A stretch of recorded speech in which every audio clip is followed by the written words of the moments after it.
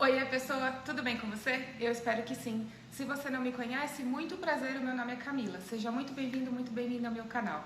O vídeo de hoje é o tradicional Decora Mais Fala do domingo, em que eu gravo a decoração do meu planner e falo com você sobre algum tema específico. O tema de hoje foi sugerido pela Silmara, do canal Silmar, e ela sugeriu que eu fale sobre a primeira geração a ter o QI menor do que a geração anterior. Se você é novo por aqui, já aproveita para se inscrever e ativar as notificações, assim você não perde nenhuma novidade. Novo ou antigo, já aproveita para deixar o like, tá bom? Vamos lá? Antes de entrar propriamente no tema, eu gostaria de agradecer a você que está aqui assistindo esse vídeo, porque essa semana que passou nós atingimos 500 inscritos, então fica aqui o meu muito obrigada. E já o aviso de que na semana que vai entrar nós teremos sorteio dos 500 inscritos como forma de agradecimento e valorização das pessoas que estão aqui comigo, sempre comentando, deixando seus feedbacks e deixando sugestões, tá bom? Então, agora vamos lá. A Silmara deixou essa sugestão no vídeo em que eu falei sobre pertencimento e sentir fazer parte, né? E aí ela colocou lá que a falta de objetivo, a falta de se sentir parte de alguma coisa afeta bastante as pessoas mais velhas, mas que tem pouco impacto sobre os mais novos, que já vivem num momento muito fluido e de poucos objetivos. E aí ela sugeriu alguns temas, e entre eles estava esse de a primeira geração que tem o QI menor do que a geração anterior. Então eu fui dar uma olhada, fui dar uma pesquisada, porque é uma coisa que realmente eu não tinha domínio, né? E aí encontrei um artigo de um neuropesquisador francês, Michel, eu acho que é assim que se fala o nome dele. Eu vou deixar a minha fonte de pesquisa aqui no box de informações, tá? E aí ele diz o seguinte, existe uma coisa que se chama efeito Flynn. Flynn foi o psicólogo que estudou inicialmente essa curva ascendente de coeficiente de inteligência, QI é a sigla de coeficiente de inteligência, né? E foi ele que percebeu que de uma geração para a geração seguinte esse coeficiente aumentava. Então esse efeito recebeu o nome de efeito Flynn. E aí, com isso, peraí, pessoal, um minuto. Tinha esquecido a bichinha aqui. Então, se percebeu que a tendência era um aumento. E essa avaliação ela foi corroborada ao longo dos anos com testes de QI das gerações que chegavam, né? O teste de QI, ele utiliza diversas ferramentas para determinar em número um coeficiente de inteligência daquela pessoa. E ele não é estático, ele foi mudando ao longo do tempo para se adaptar às novas gerações. Mas um teste anterior também pode ser aplicado a uma nova geração. Dito isso, é importante dizer também que o QI ele pode ser influenciado por diversos fatores.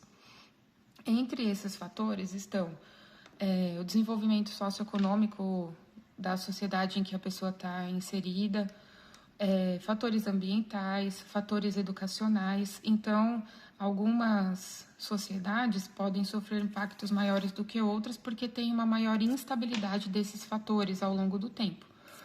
Porém, essa pesquisa ela foi conduzida também em países que são mais estáveis ao longo do tempo.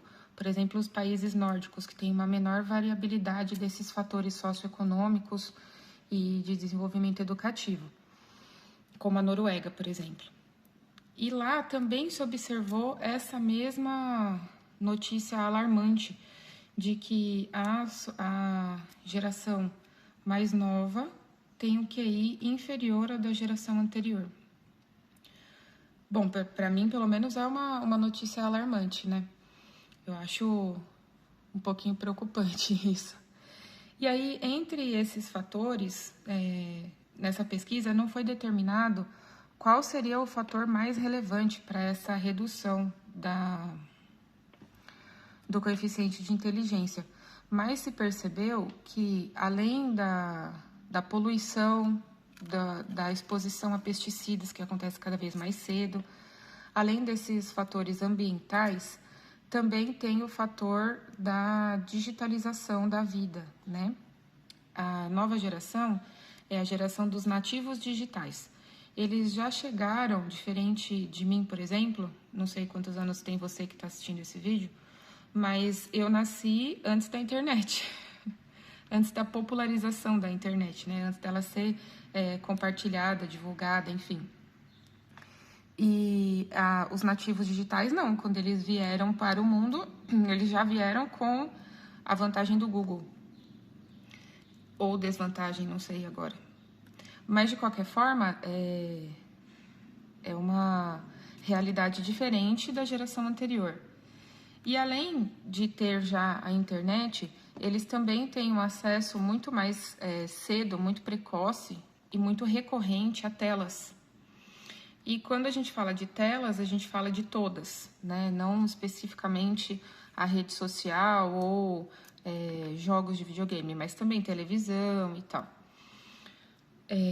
Então, voltando um pouco, apesar de não poder determinar qual foi o fator predominante nessa redução do QI dessa nova geração, existem diversos estudos que já comprovam os malefícios de uma exposição precoce e exagerada às telas. E como eu estava dizendo, telas são todas. TV, celular, videogame, independente do conteúdo, tá? Por que isso? Porque o desenvolvimento do nosso cérebro, ele é feito em etapas. A gente tem uma característica que se chama plasticidade cerebral. A plasticidade cerebral, ela pode ser explicada de uma forma mais fácil se a gente imaginar uma massinha de modelar. Sabe aquelas massinhas que vêm em potinhos? O nosso cérebro, quando criança, ele é como uma massinha que a gente acabou de comprar. A gente tira ele do potinho e ele é macio e úmido e fácil de modelar, não fica se esfarelando, né? Calma, o cérebro não esfarela, não. É só uma metáfora. Mas, de qualquer forma, quando a gente é criança, o nosso cérebro é uma massinha úmida e fácil de modelar. E recebe informações de uma maneira mais fácil. Também absorve essas informações de uma maneira como uma esponja. Ele vai simplesmente absorvendo tudo que você dá para o cérebro jovem, ele aprende. Conforme vai passando o tempo, nosso cérebro ele dá uma desidratada. Então, ele já não fica mais aquele cérebro úmido e fácil de modelar. Ele vai ficando igual aquela massinha que a gente deixou o potinho aberto por um tempo. Dá uma ressecada e aí fica mais difícil de mexer com ela depois. Por que eu estou dizendo isso? Porque esse fenômeno chamado plasticidade cerebral, ele não vai embora, mas ele diminui. Então, os cérebros mais velhos continuam mantendo a capacidade de aprender e criar novas redes neurais, porém não com a mesma facilidade e velocidade dos cérebros mais jovens. Certo até aqui? Então, o que acontece? O aprendizado, ele é formado dentro do cérebro a partir da construção de redes neurais. Quando a gente está na fase do cérebro de massinha nova, essas redes neurais, elas se formam de uma maneira mais contundente. São redes neurais mais fortes e com caminhos mais amplos. A rede neural, ela contribui de uma forma que, quando a gente tem um aprendizado de uma coisa, a gente forma uma rede como se fosse uma estrada, um caminho, para o nosso cérebro acessar aquele conhecimento depois. Conforme você vai reforçando esse aprendizado, o seu cérebro vai criando mais caminhos, mais estradas para acessar esse mesmo conhecimento. E conhecimentos diferentes ajudam a gente a criar redes neurais com maiores ramificações, com mais ramificações. E isso também contribui para que a gente não se esqueça depois daquilo que foi aprendido. Então, quando você cria essa rede neural num cérebro que é uma massinha nova, ela fica muito bem estabelecida e muito bem marcada, né? É uma estrada bem marcada, bem pavimentada, sem buracos. E quando você cria essa rede neural num cérebro que já está um pouquinho mais ressecado, no cérebro do adulto, você precisa de estratégias para reforçar essa rede de mais formas, para que ela fique uma estrada pavimentada do mesmo jeito que seria quando foi mais novo. Então, a velocidade de aprendizado e o reforço do aprendizado são diferentes a depender de cada idade. Por que eu estou dando toda essa volta para falar sobre as telas? Porque esse aprendizado, ele vem com base nas experiências que a gente tem, na vivência. Tanto que eu já falei aqui algumas vezes que com criança não funciona aquela filosofia do faço o que eu mando, mas não faço o que eu faço. Porque a criança, ela aprende pela observação, o aprendizado dela é pelo exemplo.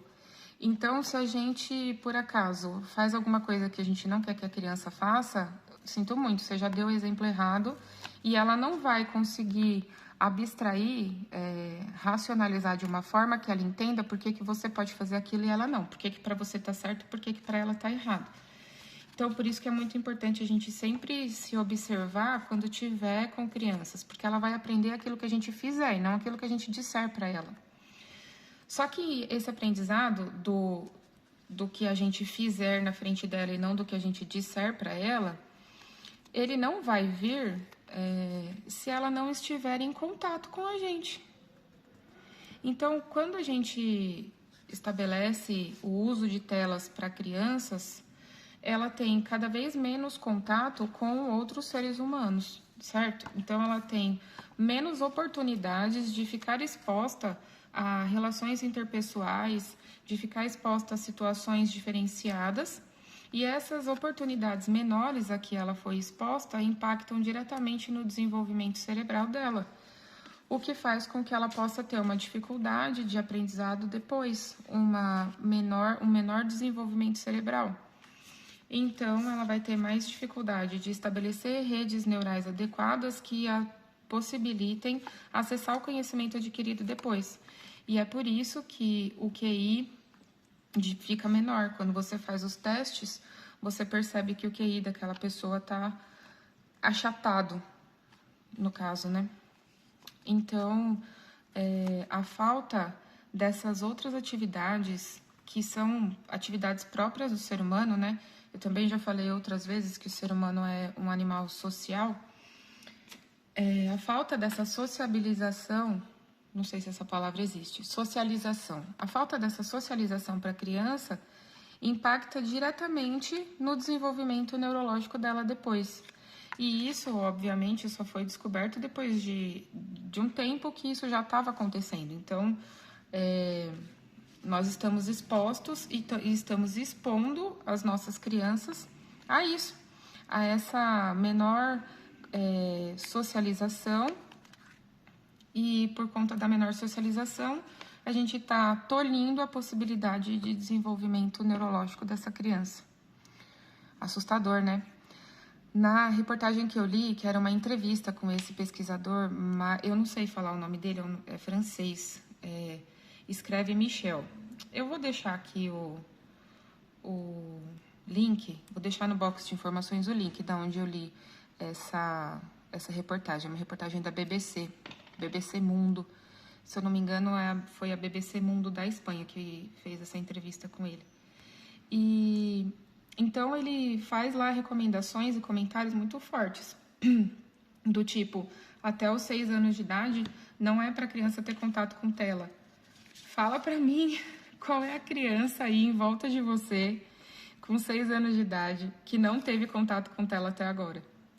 Você conhece alguma? A recomendação desse neurocientista é 0 contato com tela até os 6 anos. Outra coisa que ele fala também é que depois dos 6 anos, quando você já for autorizar, mesmo assim ele tem que ser limitado. Mas limitado quanto? Limitado a meia hora, de 30 a 60 minutos. Então, de meia hora a 1 hora de contato com tela, depois dos 6 anos de idade. E eu fiquei pensando nas crianças com quem eu convivo. Todas elas já têm pelo menos 3 horas de contato com tela por dia. E é lógico, não dá pra gente condenar o adulto que tá cuidando dessa criança, porque em dado momento a tela dá uma colaborada com a nossa vida, né? A criança fica ali entretida, né? Com aquela movimentação de cores, luzes e musiquinhas. E é a hora que a gente consegue lavar uma louça, tomar um banho, ir no banheiro. Então, não dá pra gente começar também a culpar os adultos que estão cuidando dessas crianças. Não é nem por isso que eu quis gravar o vídeo de acordo com a sugestão da Silmara, mas porque é importante a gente ter esse conhecimento.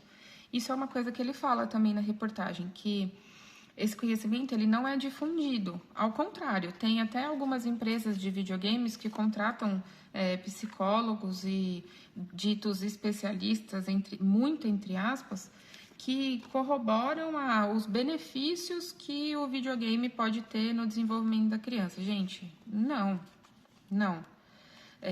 Porque jogos violentos ajudam a extravasar a raiva. Mentira, tá? Antes de acreditar na reportagem, a gente precisa pesquisar as fontes. Então, diversos meios de comunicação divulgaram de maneira contundente entrevistas com uma psicóloga que estava dizendo exatamente isso, que os videogames têm benefício para o desenvolvimento das crianças e que os videogames violentos ajudavam a extravasar a raiva. Só que nenhuma dessas reportagens deixou explícito que essa profissional especificamente era contratada de uma das maiores empresas de videogame que existem na atualidade. Então, aí a importância da gente conferir as fontes. Em resumo, a recomendação do neurocientista é: não deixe a criança ter contato com tela antes dos 6 anos de idade e depois que ela já puder ter contato com tela, limite esse tempo de autorização da tela, para que ela tenha outras atividades que vão estimular a plasticidade cerebral da forma correta. E essas outras atividades envolvem atividade física, né? Brincar, jogar bola, correr. O sedentarismo atrapalha muito o desenvolvimento da plasticidade cerebral. E também envolvem socialização, então talvez uma creche ou estar com outras crianças, ou mesmo a socialização ali com os adultos, se não tiver outras crianças no convívio dessa criança. Mas isso é muito importante, porque é a partir da socialização e dessas experiências que a criança tem que ela vai conseguir desenvolver melhor essa plasticidade cerebral e as redes neurais de uma maneira que o QI dela não seja diretamente impactado por essa exposição às telas. Certo? Deixa eu mostrar aqui. Eu já ia desligar a câmera. Deixa eu mostrar a decoração mais de pertinho. Usei os adesivos da Girassóleo novamente e várias washi tapes. Aqui. Opa! Tô me adaptando aqui ainda com esse local novo de gravação. Aí. E aí, pessoa, o que você achou do vídeo de hoje? Gostou do tema e da decoração? Eu espero que você tenha gostado. Deixa aqui pra mim nos comentários um feedback, tá bom? Um beijo e até o próximo vídeo. E não esquece, essa semana tem sorteio. Até mais!